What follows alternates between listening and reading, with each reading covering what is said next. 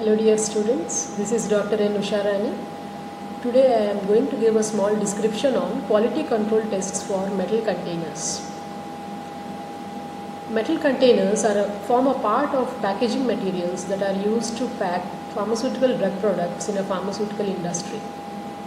Apart from metal containers, the other containers like glass containers, plastic containers, cartons, wooden boxes, all these forms the different packaging materials which are an integral part of the pharmaceutical industry. The different metals what we are going to discuss today that can be used as metal containers are like the tin plated steel, mild steel, stainless steel, free steel, aluminium containers, etc. Tin is most frequently used to prepare the aerosol cans. Aluminium containers or aluminium can be used to make rigid containers, semi-rigid containers, blister constructions, laminates, etc. Metal containers provide a lot of advantages over the other packaging materials. Like glass, metal containers are almost impermeable to gas and water. Metal containers are also considerably strong and do not shatter off. Whenever we have the necessity to apply the malleability properties of the metals while preparing the containers like collapsible tubes, metal containers or metals usually offer a very flexible nature because of their malleability properties and they can be readily used in preparing the collapsible tubes. They can also be fashioned, metals can also be fashioned into different complex drug delivery systems like metered dose inhalers, dry powder inhalers, aerosols, etc. However, metal containers also offer or provide or have certain constraints. Manufacturing of a metal container is an expensive activity. Metals also have a nature or a tendency to react with certain of the chemicals and contaminate the drug product.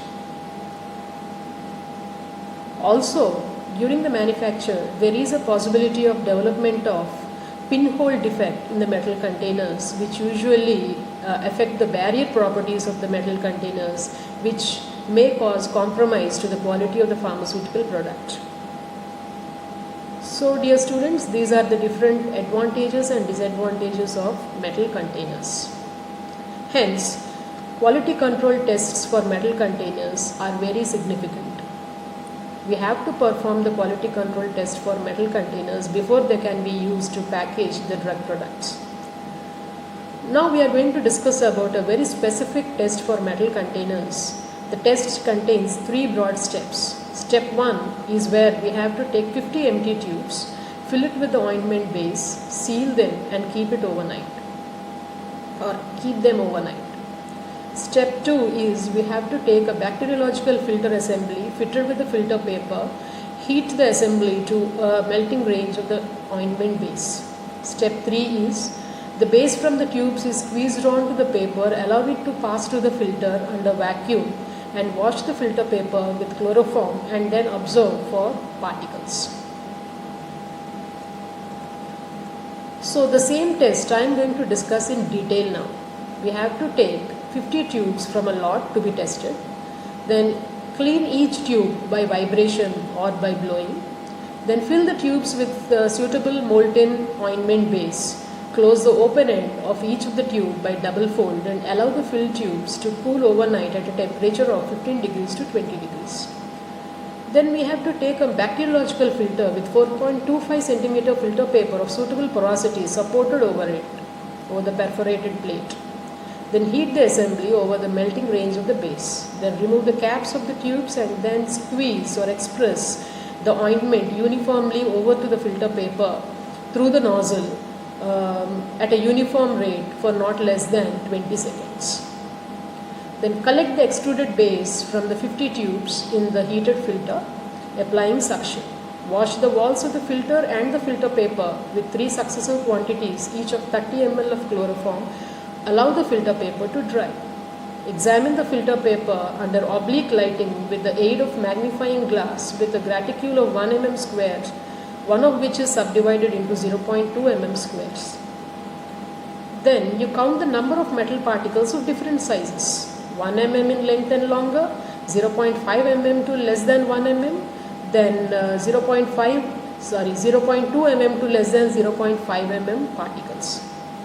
You can also carry out this examination a number of times so that you can calculate the average number of the metal particles. Then we have to give each metal particle detected on the filter paper a score as follows, as you can see in this green box, and then you can add all the scores. Particle 1 mm and above, for example 50, particle 0.5 mm but less than 1 mm 10, particles of 0.2 mm but less than 0.5 mm 2.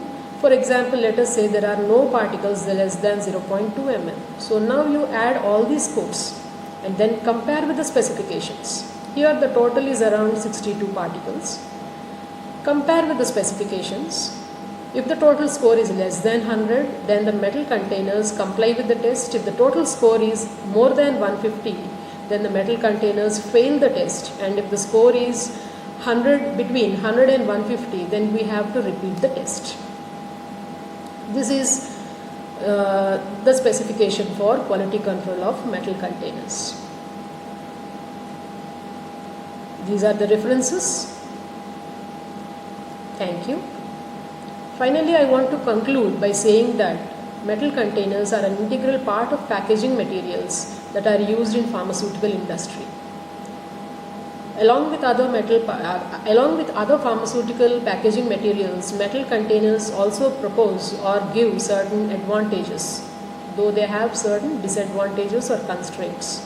Hence, after proper quality control at suitable conditions for suitable products, metal containers can successfully be used as packaging materials for drug products.